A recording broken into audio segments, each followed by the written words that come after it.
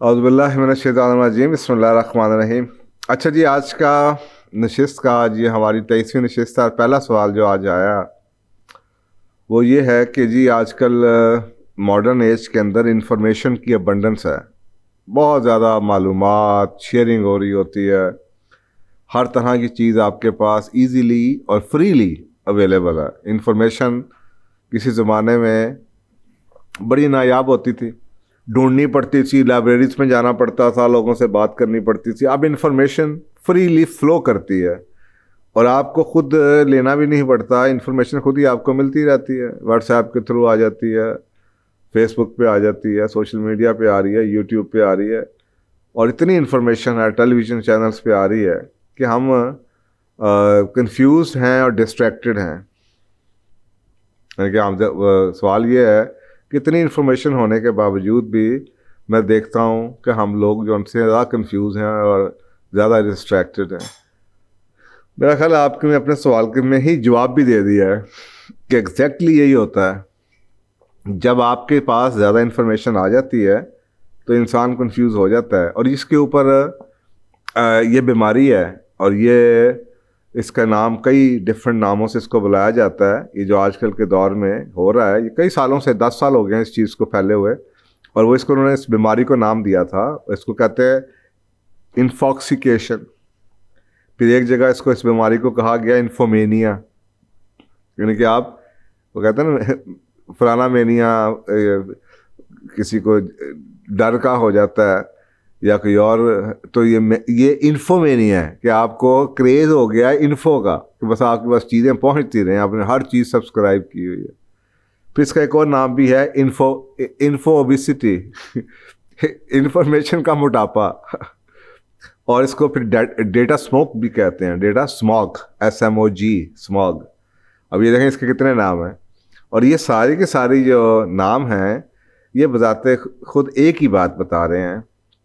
मानी सबके एक ही हैं, नाम डिफरेंट हैं, सबके एक ही डेफिनेशन है। और ये कहते हैं कि इंफॉर्मेशन ओवरलोड ये एक ऐसा स्ट्रेस है कि जब आप अपनी बसात से ज़्यादा, जो इंसान हैंडल करने की बसात है उससे ज़्यादा उसको इंफॉर्मेशन दे दी जाए तो कि वो डाइजेस्ट नहीं कर सकता उस इंफॉर्मेशन को, तो ये होता है, क्या होता है, एंजाइटी आती है और कन्फ्यूजन आता है और क्योस आता है और डिस्ट्रैक्शन आ जाती है, डिसीजन मेकिंग रुक जाती है, पैरालाइज्ड हो जाती है।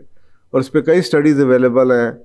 कई दफ़ा उन्होंने ऐसे रिसर्च स्टडीज़ की कि जिन सुपर स्टोर पे कम चॉइसेस थी वहाँ पे लोगों ने ज़्यादा जल्दी फैसला कर लिया और चीज़ों को ख़रीद लिया। जहाँ पे बहुत ज़्यादा चॉइसेस अवेलेबल थी कि एक ही 24 25 तरह की चॉइसेस आपके पास थी, वहाँ पे लोगों ने टाइम भी ज़्यादा लगाया और फैसला भी ना कर पाए।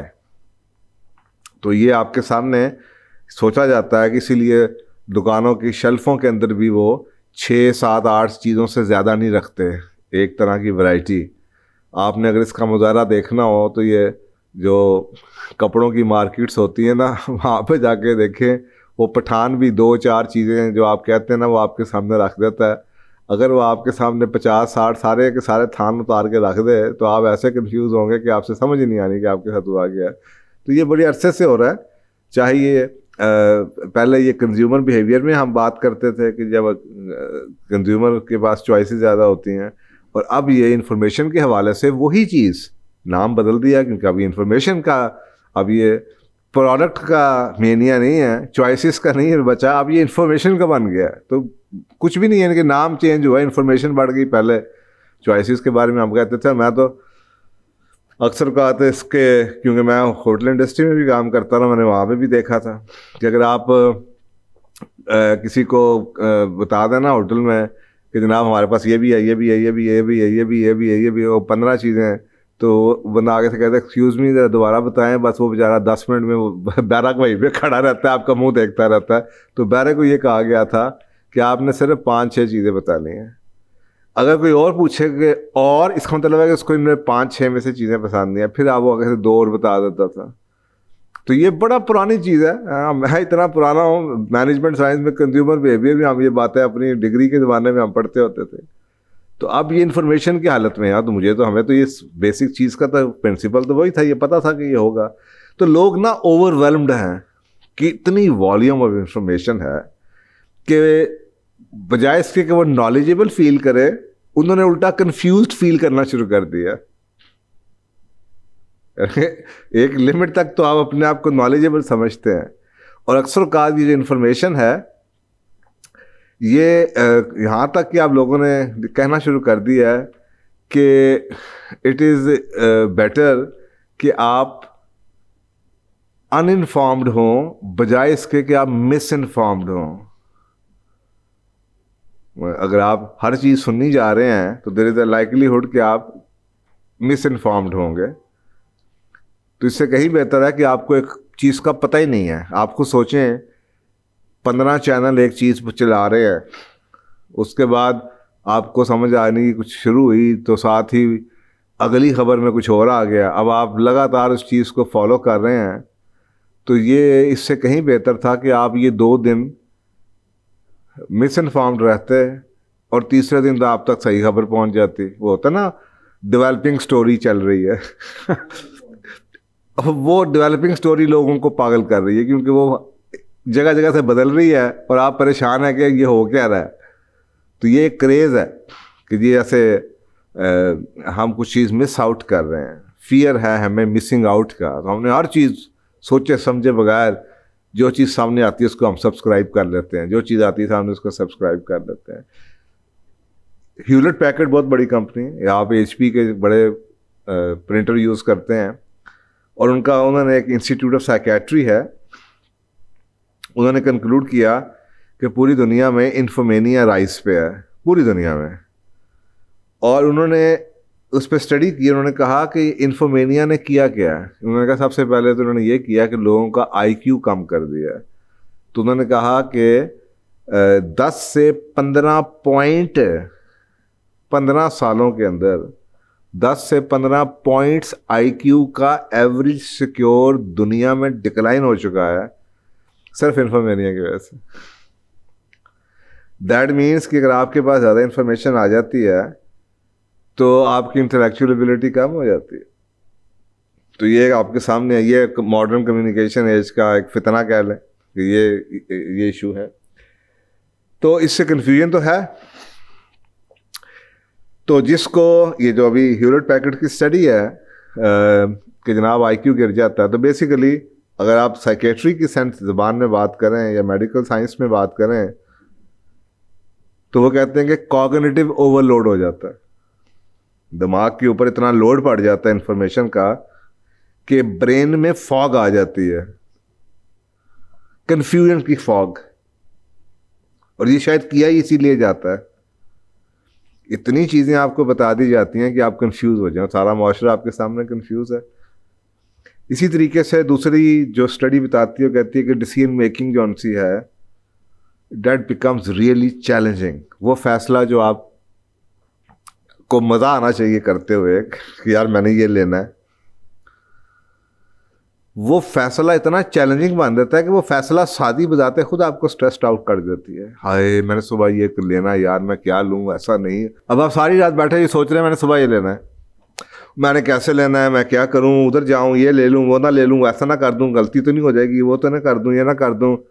अब सारा दिन आपका दिमाग चल रहा है, तो decision making becomes really challenging. और सबसे बड़ा एक और नुकसान जो सा है कि इवन कि आप डिसाइड कर भी लें तो क्योंकि इतनी कॉन्ट्राडिक्टरी ओपिनियंस मौजूद हैं कि आपके फैसला साजी के बाद भी जो एक कॉन्सेप्ट आता है, इकोनॉमिक्स में भी पढ़ाते हैं हम, कि बाइंग उस वक्त होती है जब यूटिलिटी, आपकी एक चीज़ की यूटिलिटी है, तो वो आपको ख़रीदने के बाद भी वो जो सेटिस्फैक्शन होनी चाहिए वो नहीं होती। क्योंकि आपने एक चीज़ खरीदी, सारा दिन आप सोच रहे थे आपने एक चीज़ खरीदी, लेकिन आपने चीज़ खरीदने के बाद फिर आपको दूसरी एक और याद आ गई, यार मैंने कहीं गलती तो नहीं कर दी, किसी और के हाथ में कुछ और नज़र आ गया।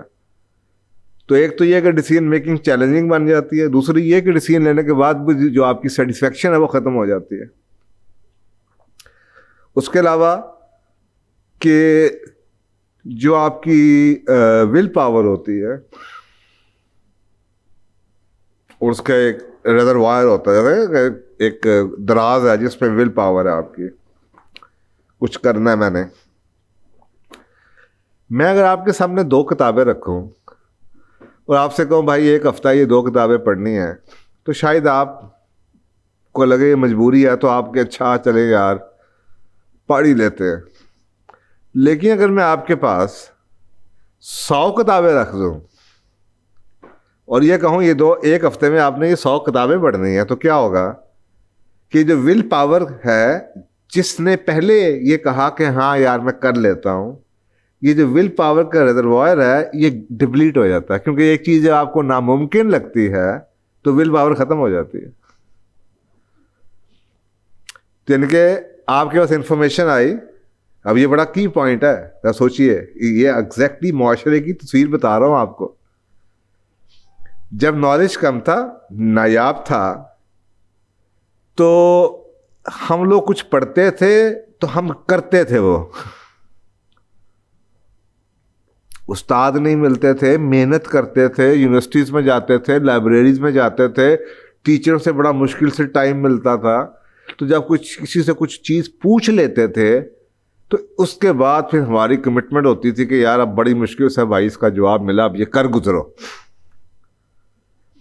लेकिन जब आपके पास इतना कुछ अवेलेबल है और इतना कुछ आपके पास आ रहा होता है, तो जो उस पे एक्ट करने की विल पावर है वो ही बैठ जाती है। और आजकल यही है, इतना कुछ आप सीख रहे हैं, नज़र से गुजर रहा है, it is humanly not possible कि आप सारी चीज़ें इंप्लीमेंट कर सकें, तो आपकी विल पावर ख़त्म हो चुकी है।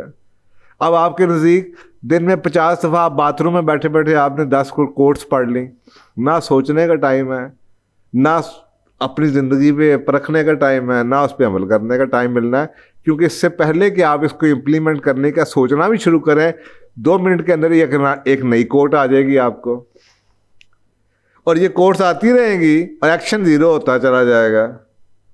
तो ये सबसे बड़ा एक जो मसला है आज कल की, कहते हैं ना कि इतनी ज़्यादा इंफॉर्मेशन एज के अंदर जितनी जहालत आज है पहले कभी भी नहीं थी।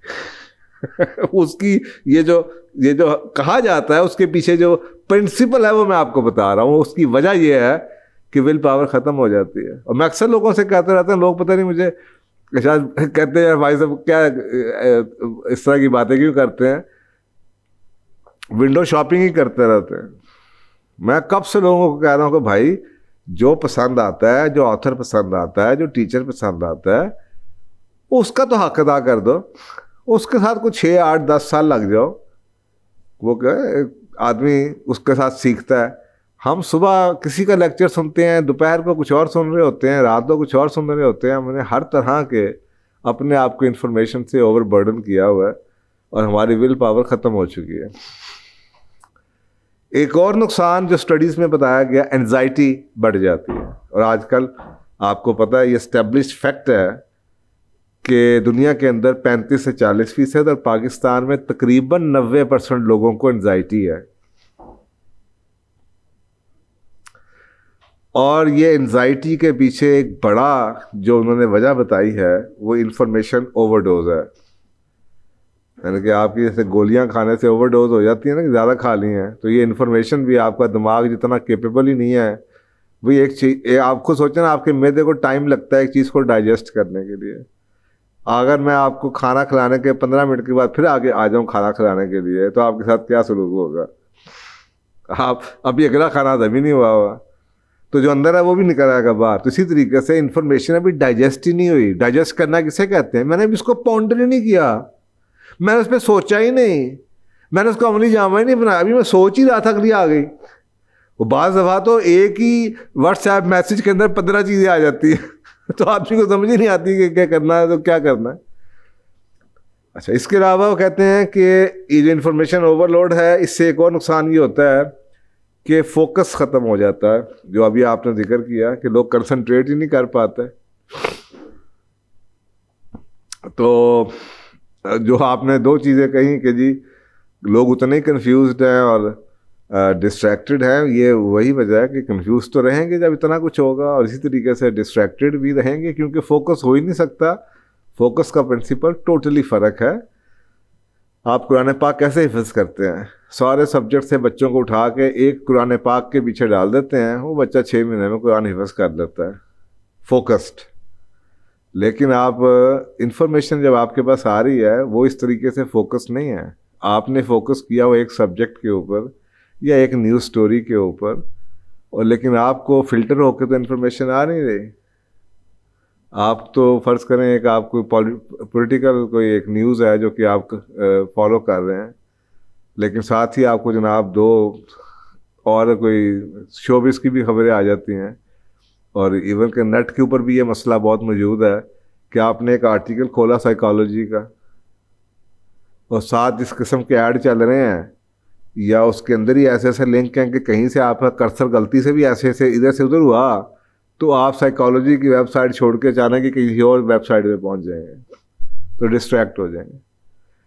तो ये फोकस नहीं होता। अब मैं तो अक्सर औक़ात इस्लाम की कोई ना कोई टॉपिक पर सर्च कर रहा होता हूँ तो इस्लामिक वेबसाइट्स के अंदर ऐसे ऐसे घटिया किस्म के एड्स आ रहे होते हैं कि हैरानगी होती है कि यार ये बंदा अब जो इसको देखने लगा है वो क्या फोकस इस पर कर रहा है और क्या देखे उसके अंदर।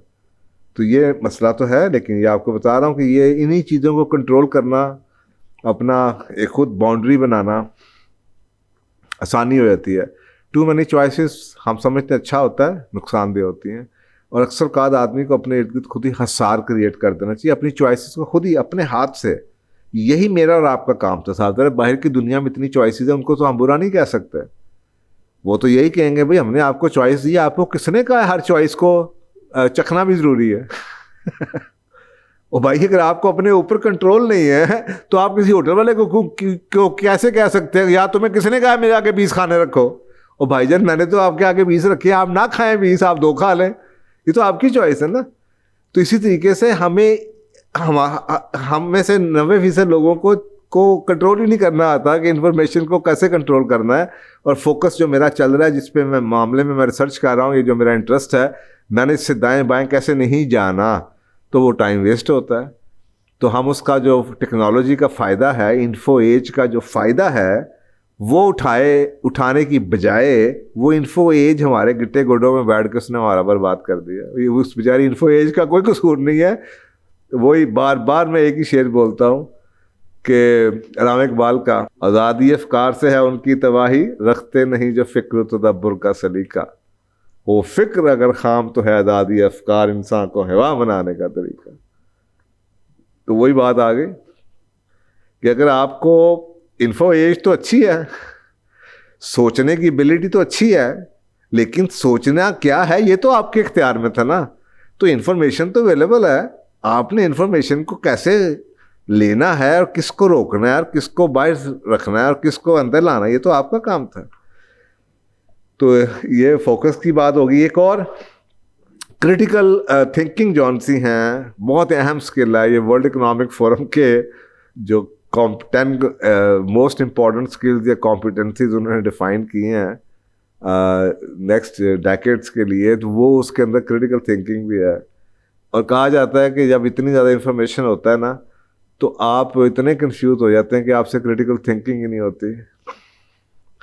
आपको राइट रॉन्ग और गुड और बैड का फ़र्क ही समझ नहीं आता।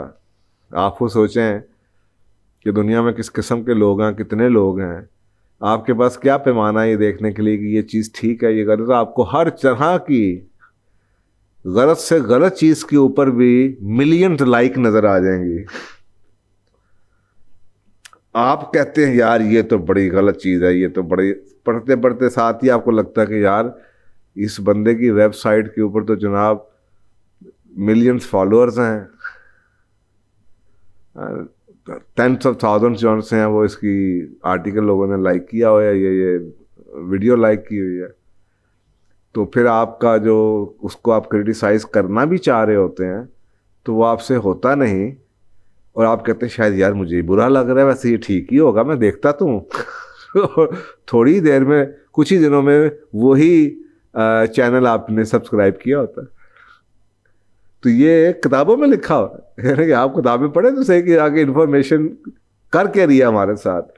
तो हमारी क्रिटिकल थिंकिंग जौन सी है, इम्पेयर्ड हो जाती है। हम देख ही नहीं सकते, बुराई और अच्छाई की तमीज़ ही नहीं कर सकते, क्योंकि इतनी ज़्यादा इन्फॉर्मेशन आ रही है जो सही भी है और गलत भी है कि आपके सामने। अगर आप सुपर स्टोर्स में चले जाएं तो इतनी ज़्यादा इन्फॉर्मेशन है कि आपको समझ ही नहीं आ रही होती कि इसके ऊपर पैकेट पे जो इंग्रेडिएंट्स लिखे हैं ये ठीक भी है गलत है। हर एक ने वही लिखा होगा, और अक्सर औक़ात जिस पे सबसे अच्छा ही राइटिंग लिखी होगी, जो सबसे महंगा होगा, वो सबसे गंदी चीज़ होगी। लेकिन आपके पास क्रिटिकल थिंकिंग ही नहीं है देखने के लिए, तो आप समझते हैं कि नहीं यार ये तो बहुत बड़ी मल्टीनेशनल कंपनी है, ऐसे थोड़ी हो सकता है कि ये गलत कह रहे हो, आप एक्सेप्ट कर लेते हैं। तो क्रिटिकल थिंकिंग आपकी बिल्कुल इम्पेयर्ड हो जाती है। अब किया क्या जाए? सिंपल सा जवाब है, एक लाइन का जवाब है कि भाईजान stop window shopping. It's good कि चलें आपने एक राउंड लगा लिया, अब आपको पता है मार्केट में ये 10 डॉक्टर अवेलेबल हैं मेरे इस इलाज के लिए, या ये 10 उलमा अवेलेबल हैं, या 5 उलमा हैं, या 20 ट्रेनर्स अवेलेबल हैं, या ऐसे उस्ताद हैं जिनके साथ मैं अपने आप को एसोसिएट करना चाहता हूँ। लेकिन देन फाइनली आपको उनमें से एक चुनना पड़ेगा जिसके साथ आप जुड़ जाएं। और एक चीज़ ही हो गई। नंबर 2, जब तक जो इन्फॉर्मेशन आपने ली है ना, पहली डोज, जब तक ये डोज डाइजेस्ट ना हो जाए। मैं अमेरिका से कोर्स करके आता था, तो जब तक मैं अपनी उस लर्निंग को इम्प्लीमेंट नहीं ना कर देता था, मैं और कोई चीज़ नहीं देखता था और कोई चीज़ नहीं पढ़ता था। क्योंकि लर्निंग तो इसलिए की जाती है कि आपकी लाइफ चेंजिंग हो। लेकिन आजकल हमारा फैशन ये है कि हमें लर्निंग नहीं चाहिए, हमें सिर्फ इंफॉर्मेशन चाहिए। और जिसके पास इंफॉर्मेशन है वो समझता है कि मैं लर्नर्ड हूं।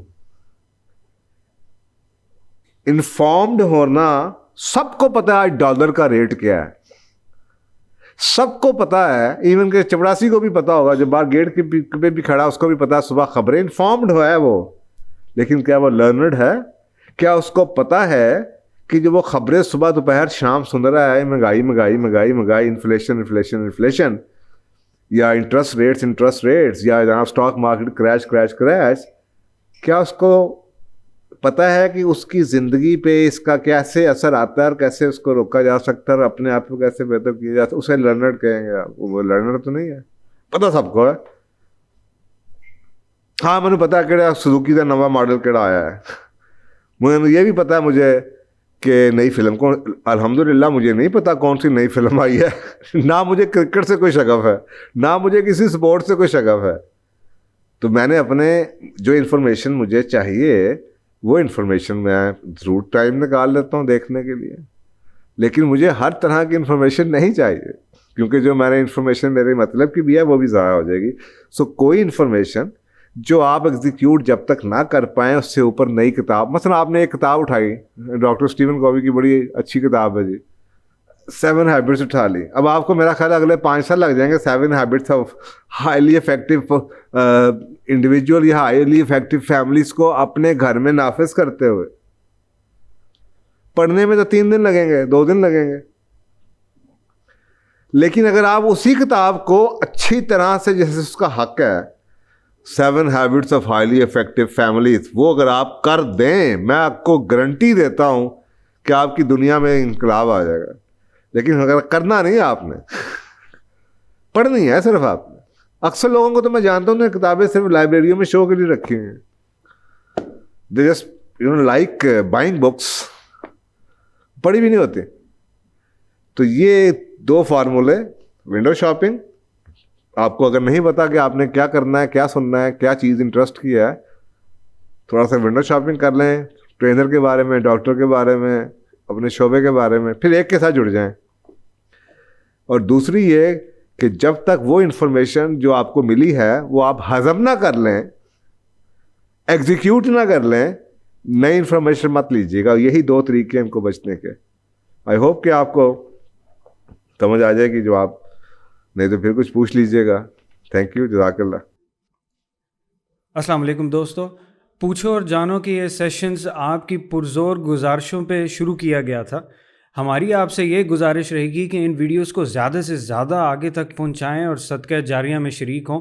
क्या पता आपकी इस शेयर करने से कितने घर उनके हालात बदल सकते हैं और आप सदका जारिया का हिस्सा बन सकते हैं। जज़ाकल्लाह खैर।